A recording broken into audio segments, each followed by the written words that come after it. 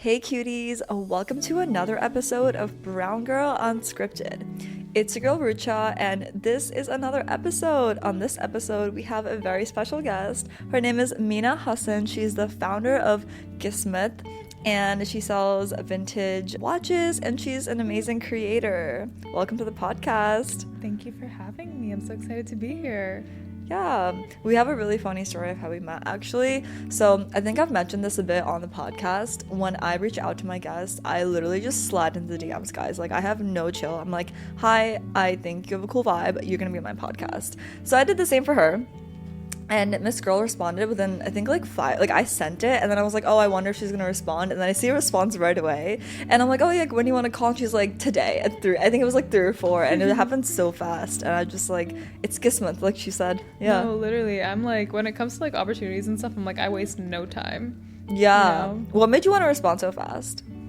I don't know. It's just like, oh my God, Brown Girl and podcast and New York. Like, I'm always in New York anyways. And I'm like, another excuse to go to New York. I'm gonna take it. And, no, I love that. You know, I love talking about my business as well. And also this is a way to just like merge both like Brown Girl platforms together, like Kismet Reserve and Brown Girl Unscripted. I feel like naturally just mesh well together. And yeah, I think we have like good synergy too from like our text messages and like from our phone call and just like, you know, I think like I texted you back and you were drafting up an email to send to me too. And yeah, you know, like it just worked out perfectly. Yeah, no, that's so true. I feel like it does mesh really well, honestly. Tell the audience a bit more about why you built Kismet and like more about it. She's wearing a sweatshirt, by the way, or a sweater, by the way, guys, which is the Kismet Reserve sweatshirt. Yes, Kismet Reserve. Sorry, when I introduced her, I said Kismet, but Kismet Reserve, I missed that part. I always like reference it as Kismet, like I own Kismet, the brand. Yeah. But anyways, the Kismet Reserve is a vintage watch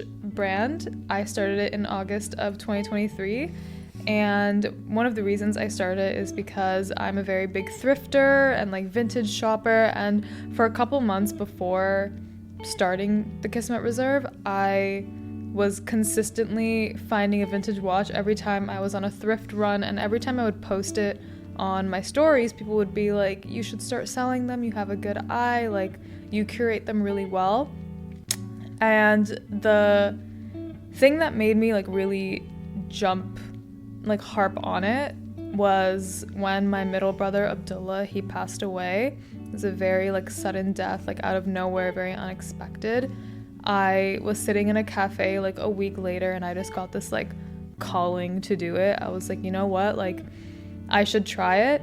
If it doesn't work out, at least I can say I tried, you know, and like never have that regret of not trying. And alhamdulillah, like I tried it and it's been working out. Over a year and a half later, I'm still selling watches. I've had 2 New York Fashion Week pop-ups, 1 New York Fashion Week supper club, 1 Chicago pop-up, and now I'm like these sweaters are about to go on pre-sale soon, so I'm like slowly expanding the business, and I'm really proud that I've been able to like stay true to my morals and still be like completely self-funded and not have to like, you know, be in debt or like take capital from anyone else. So I'm really proud that I get to say that about my business and still be like a one-woman owned entity.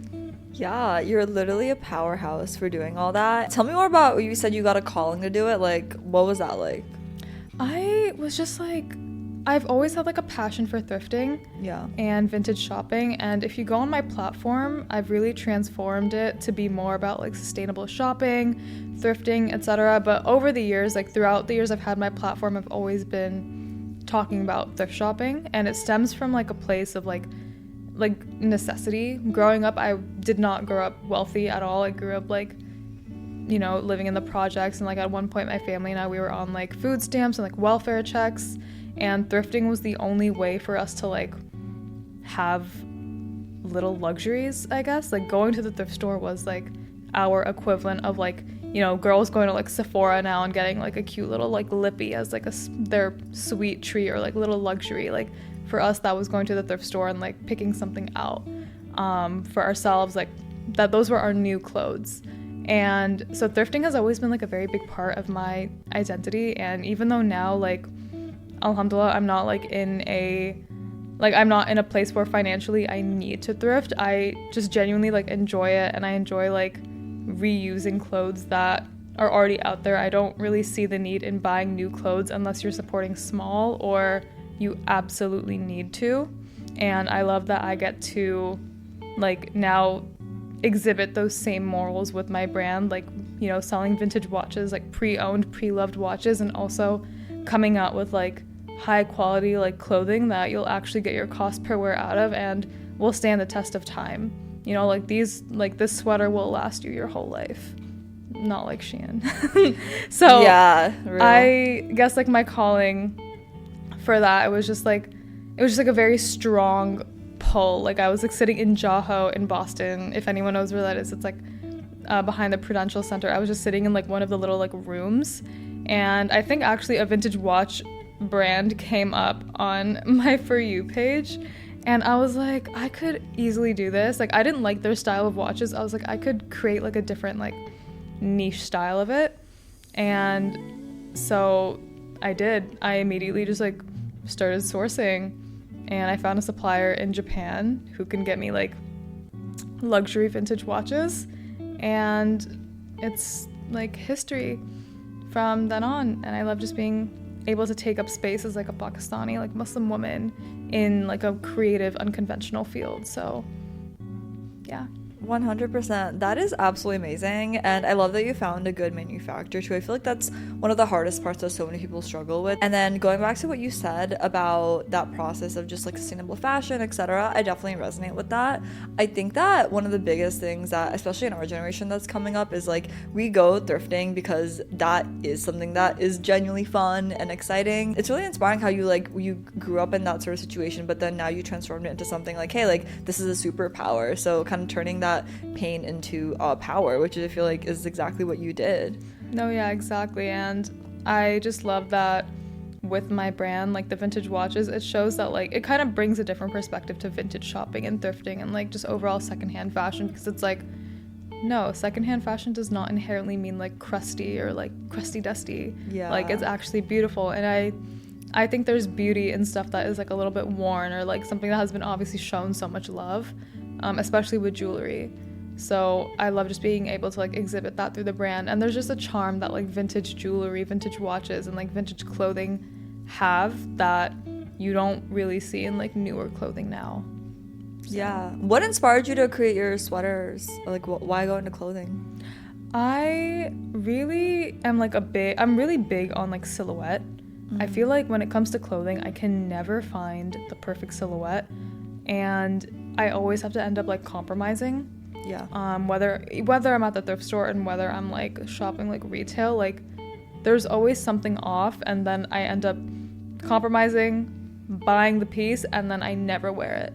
And it's just become like a cycle. Like I will say like I'm also like an over consumer with like thrifting. Like I have a lot of things that I haven't like touched in so long because I didn't actually like the fit of it. It was just like heat of the moment.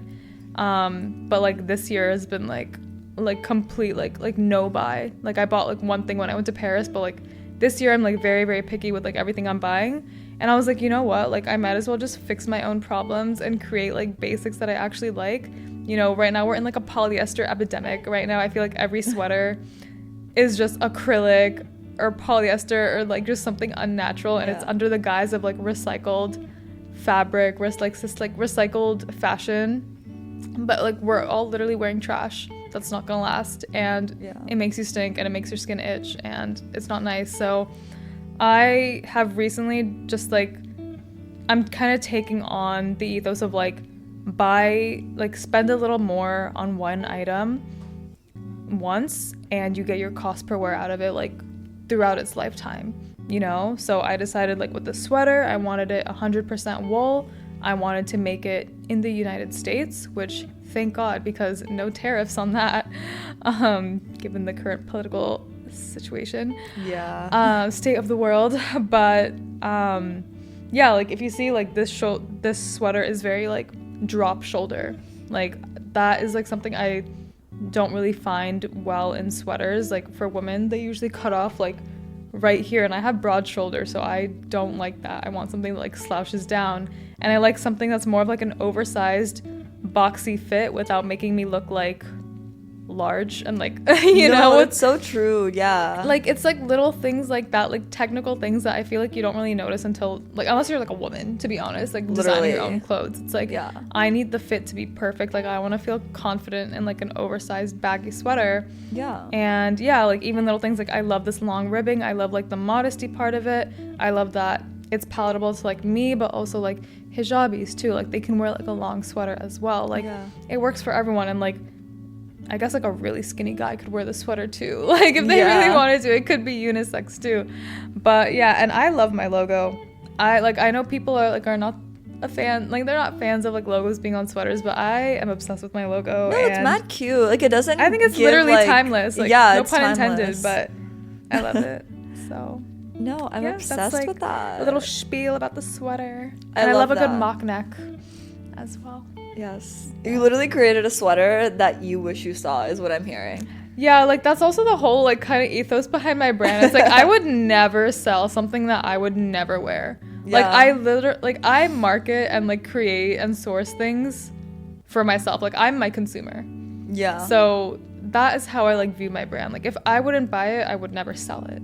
Yeah. You know? That's a really good rule to have when it comes to marketing and like anything you're building, really, because it's like if you don't like it, then why would someone else? Because then you don't believe in it. Exactly. And you're not going to have the drive to be able to continue and like build something strong. But that gets into my next question. So you're also a creator and you built a platform. So managing this company, having pop-ups, working on your new fashion line, and also keeping up the platforms that you have, how do you manage it all? What is your creative process? I feel like that's really interesting to hear. And like how do you stay organized with that? Because that's a lot, girl. I don't. I'm like going crazy every single day. I also do have like another kind of side, like I have like a couple other side hustles too, where I like manage social medias. Yeah. And I work with like a collective called the Chai Room, and I do their social media. And like I'm currently in the process with my friend to like start a creative agency to be a content strategist. Like before I started the Kismet Reserve, I was doing content strategy like in corporate advertising, based in New York, and that was the most humiliating job ever. I felt like I was getting called stupid every day by middle-aged, insecure white women. And yeah, but the thing is, like, I am really good at social media, and like I feel like it shows through my brand, especially. Like I've been able to grow it organically without paying for ads or anything, and you know, it gets a lot of reach. So with my skill set, like I try to apply it to like other ventures as well, like other ventures that I truly believe in, like the Chai Room. Yeah. Which, if you don't know, is like a South Asian women collective. So if you're a South Asian woman creative, you should follow it. We host a lot of cool events. But my creative process is so like all over the place. I feel like I'm one of those people, like I kind of dream about my ideas and then have to wake up in the middle of the night and like jot it down in like my Notion app, like, oh my God, or like write it down really quickly. Or else it'll go away. And like I've really tried to be the type of person that batches content and stays on top of things and does everything ahead of time. I can't. With my personal page, like it's either in the moment or it's not gonna happen. Yeah. Which is my issue. But with Kismet, I'm like a lot more organized because I don't have to show my face. It's really just like my hands. And with your own like brand, like you become a lot more strict. Yeah. You know, like you will adhere to a schedule for a brand than you will with like your own personal page. So I feel like with the Kismet Reserve, I'm really, really strict with that. Like, you know, on Sunday nights, I'm always packing orders, and on like during the week, like Monday, like I'm always batching content, and Monday nights I'm always editing and drafting my content, you know. So, and then like Thursday nights I'm always uploading my products to the website for the Saturday morning drops. So I have like that set schedule for the Kismet Reserve. But for my own thing, my brain is like always all over the place. No, that's so relatable. I think that like there's a lot of there's a lot of advice out there on the internet that tells you need to batch content and all of that, but that's definitely something that doesn't work for me either. I think that I have to think of it in my head, and then if I don't do it in that moment or within like the next day, it doesn't feel natural. It doesn't feel natural because then you're batching content and it's like I have to do all of this, and you can tell through the camera when something isn't natural. Like the audience can tell. Like it's an energy thing, I feel like, you know? Exactly. Like it's just inauthenticity. Yeah. Completely. And also like my best videos, like the videos that do well are the ones I always just make in the moment. They're never the ones that I batch in advance or think super hard about. Yeah. You know? Yeah. So yeah. So for someone who's looking to grow on social media and our audience, like what would you say is something that's helped you grow your page organically without paid ads? Because a lot of businesses struggle with that. So what would you say is something that's helped you from your content strategy brain and influencer brain? For one, don't copy other people's marketing strategy. I think like if you're copying someone else's marketing strategy, like you'll never win because you're always kind of like behind. Looking at what they're doing and you're always behind. Like you need to pioneer your own strategy and figure out what works for your brand, even if it's like unconventional, even like if it's like not something you've seen before. Like copying other people will never get you anywhere is like I think the biggest thing I've learned with my brand.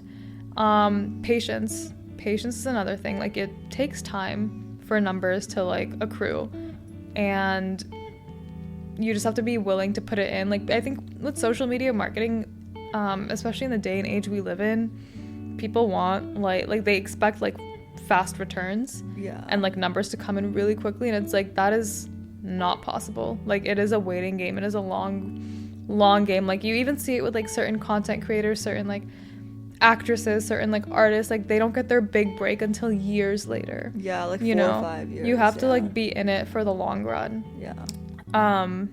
But yeah, like organic media, you just have to like be authentic to yourself. And my rule of thumb, like it's like what I said before, if it's not like I would never make a video that I would not watch or share or engage with. So you always kind of have to think about like realistically, like would I even watch this? Would I even care about sharing this? If the answer is no, then like why would your consumer watch, share, engage with that post if you wouldn't even do it, you know? Yeah, that's a really good rule of thumb. Yeah. Do you have do you write down your ideas, or is it just all in the moment? Like you said, with like it comes to you and you write it down in the middle of the night? It comes to me. With my brand too, like my videos are really simple, and I think that's why like the beauty of them, because it really like just highlights and emphasizes the watches, like the products that I have in the videos. But I always curate my drops like 2 to 3 weeks in advance, so I already know like almost a month in advance which pieces I want to highlight every week, you know? So that's kind of my creative process with that. Got you.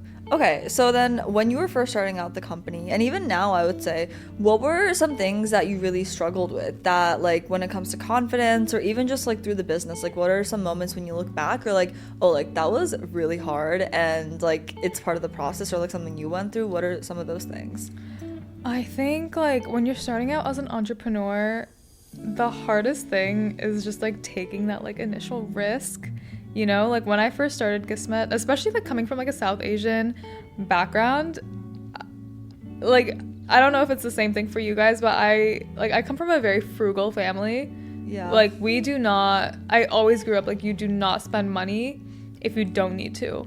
So taking on that risk, like when I started Kismet, like that day that I was in the cafe, that first week I spent like $5,000 on watches on a whim, and that was like such a big step for me, and like breaking that like I guess like scarcity, like scared mindset, like, you know, I have to be like frugal with my money, I have to like save onto every penny, like I can't like take these big risks. Like that was the biggest challenge for me, investing in myself, you know. But slowly, like with the business, like you get used to like, you know, like spending a lot of money, like once the money comes in, and like reinvesting into the business, and like that's how you grow. You have to spend money to make money is like the biggest thing that I had to learn, and like that was one thing I struggled with a lot. I will say another thing that I struggled with and still struggle with as like, you know, single like one woman owned business is like kind of being on top of technical things like accounting, bookkeeping, lawyer, trademark, etc. Like those things sadly do exist, and I like did them very late. Because I honestly didn't think that my business would get big enough to where I had to care about that stuff. But, you know, you never know what happens. Like, you have to be prepared for everything. You need a bookkeeper, you need a, like, accountant, you need a lawyer, you need to, like, set up your LLC. So, it's just like those things were things I really struggled with. So I'm just like, I'm just a girl. Like, why do I have to do this? Like, I just want to have my cute little business. But just it's those like stupid things that I struggled with a lot, and I still do. I'm like, what do you mean I have to do inventory? What does that even mean? Like, so why can't someone else do it for me? Yeah. Oh my god. No, I feel like those sort of things are the things that you just don't want to deal with. Like, it's because it's so tedious and annoying coming from another business owner. It's my least favorite part about having a business. Yeah, 100%. Yeah, it's so within that, what you said about like fixing that scarcity mindset, and then also struggling through these like initial points of like finances, accounting, like portions that no one wants to do with having a business, would you say there's some of your favorite parts? Like, what do you really love about having a company and doing what you do? I love that I get to work on my own time. Yeah, I think that like that is such a privilege, especially when I talk to like my friends who are in the corporate world. Yeah, like I see how it drains them, and I see how like they're working, like they're putting so much into something that they don't even own. Yeah. And like I get it, like being in a corporate job, it's very safe. It like, is. It gives you a lot, like, you know, you get insurance, you get like a lot out of it, but they work you to death. Like, they make you work for that. And I feel like I was in corporate and I lasted like 5 months. And I really hope that's my last corporate job ever. But like my favorite thing, like I get to work on my own time. I get to, you know, I'm like one of those people, I can go to Pilates at like 2 p.m. and it's fine. And I just love that like at like 22 years old, I've been able to build that like lifestyle for me so early on, where I didn't have to like struggle through like so hard to like get to this point. Like, alhamdulillah, I'm really happy about that. Yeah. And I just love, like, I love the creative process. I was like a content strategist at my old corporate job, and like I do social media for myself, and it's just like another creative outlet for me. Like, I love having full creative control and not having like someone breathing down my back telling me what to do. Like, this is something that is purely me. Like, my brand is like a mirror of me. And I love how, you know, I love how it like has reached and like touched so many people. And I just get to be like good representation of like the I get to be good representation of like the Pakistani Muslim girl community in these creative unconventional fields, because there aren't really that many of us, and we need to start taking up space. No, I totally agree.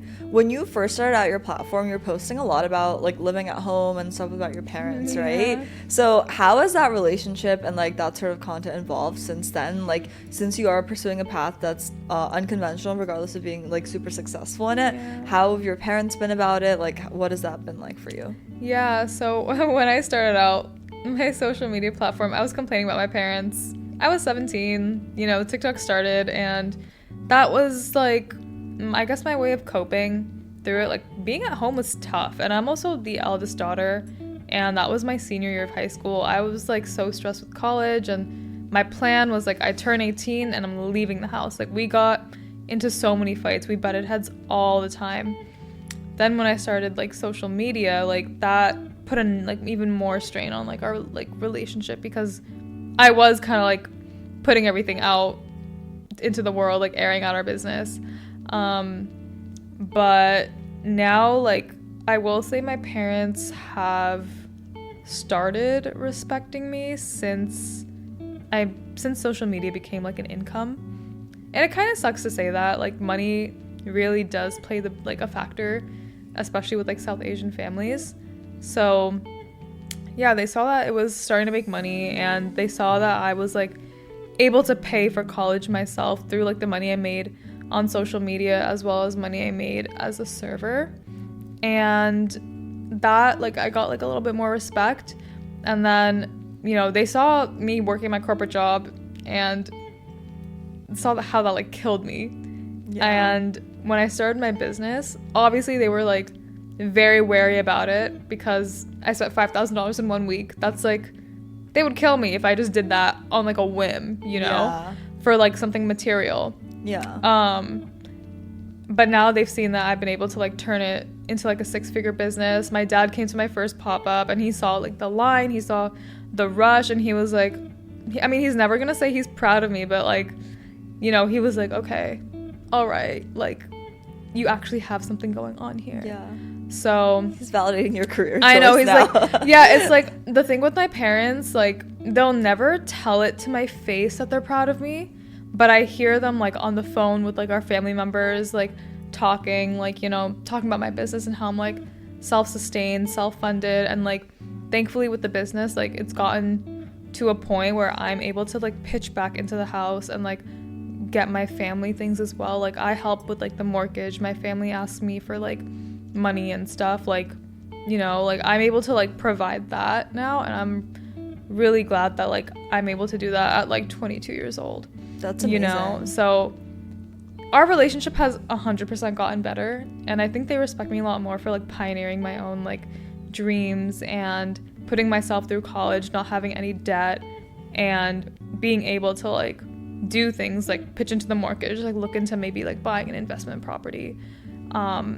So yeah, like it sucks, but like money did make them respect me more. But my mom still wants me to like go back to school, get my MBA. She wants me to get a corporate job. Yeah. Like they'll never be happy at the end of it, but like, you know how it is. Yeah, no, that's so real. I feel like I hear from like business owners who are making like millions of dollars, or like, oh, my parents are still like, the MBA is still there, and it's like, babe, I already have this entire career. Yeah. I know, I'm like, people go get their MBA to do what I'm doing. Like that would be like a track backwards. Literally, like, you have a real life MBA. I know, literally. Yeah. I'm like, do I really want to go and spend $50,000, $200,000, like $200,000 depending where you go? Like, yeah, I don't know. For me, it doesn't seem worth it unless like, you know, if like the business doesn't work out and I want to take like a different avenue, then I'll go back to school. But like, right now it's like, why rush things? Like I don't want to like speed run life. You know? Like I don't have to go get my master's now. Like I can wait a couple years. Like there's no rush. Why are you rushing? I think like that's something that sometimes parents can feel like there's like a time limit because of how they grew up. Yeah. But we don't have that same sort of time limit. So, yeah. No. You're breaking down barriers. Literally breaking generational trauma. Yeah. 100%. What's your long-term vision for Kismet Reserve? So I really want to make it like a one-stop shop. Yeah. My vision for the brand, you know, is like you can get a full outfit from there.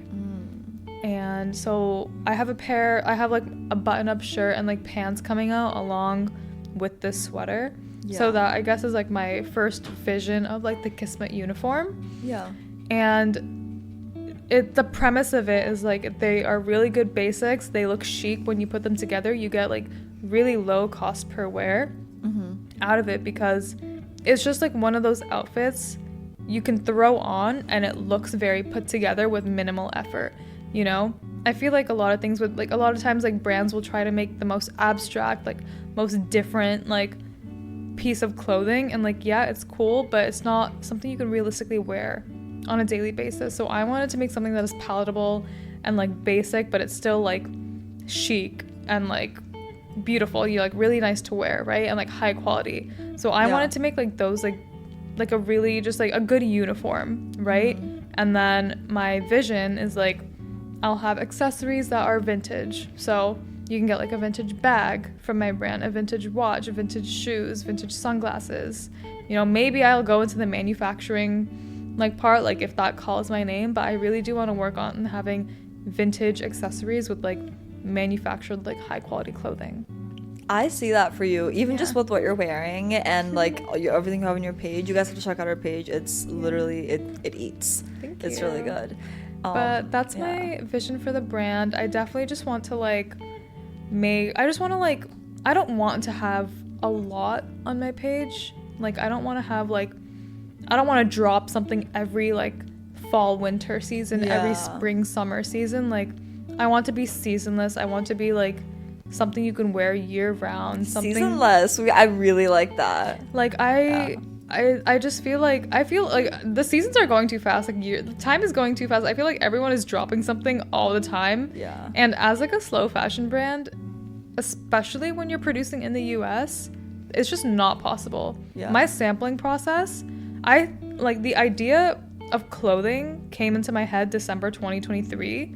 it is now what, April 2025, and I'm just finishing like samples.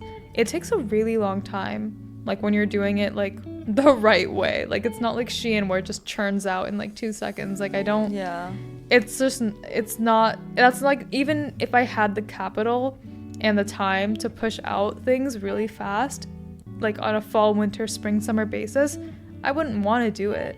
It's just like, I feel like that takes the art and like craft out of it, because I'm really glad that I've had the same vision since December 2023. Like it shows that like I'm steadfast and like I really believe in this, that like over a year and like a half later, like I still want to put the same thing out that I was thinking about when I was 21, you know? Yeah. So, yeah.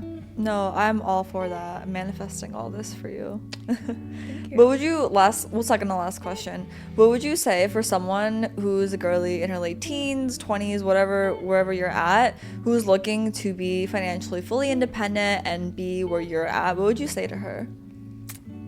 What drove you? What drove me? I mean, I've always been working since I was young. I started my first like job, like service job, when I was 16. And before that, like I was always doing like school, like summer internships or summer programs that had like a stipend. Like I was always very big on having my own money. I wasn't one of those kids that got like an allowance. Like I grew up poor. We didn't do that. And so just like having like my own little piggy bank, having like a bank account and stuff was very important to me. I would say like you have to start somewhere, whether it means like working a customer facing job, like working a service job, no matter how like, you know, demeaning and like humiliating and dehumanizing it can be sometimes. Like you need to take those steps to like get to like a higher point. Like I would not be where I am right now if I didn't spend 5 years serving. You know, like that made me break my social anxiety. That made me meet so many new people, and it helped me learn how to talk to people and how to be like eloquent and how to be concise in the way I speak. You know, like those jobs, like I feel like especially in South Asian families, like my parents were always like, you're going to be a server for the rest of your life? Is that really what you want to do? And it's like, obviously not. Like I have to do something like to supplement, like, you know, going to school. Like I need something of my own. Like I need some type of money coming in for myself. But those are the types of jobs that will build like real skills, like skills you cannot learn in school, skills you can't learn like when you enter like your first corporate job. Like those are things you need to come in with, you know?